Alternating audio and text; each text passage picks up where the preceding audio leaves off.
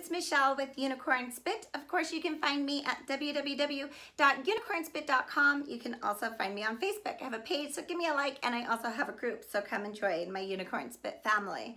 Today, I'm here to show you how to take some pieces of scrap wood and turn them into wonderful decor that's fitting for fall or winter. So follow along with me as I show you how to make two-sided seasonal decor.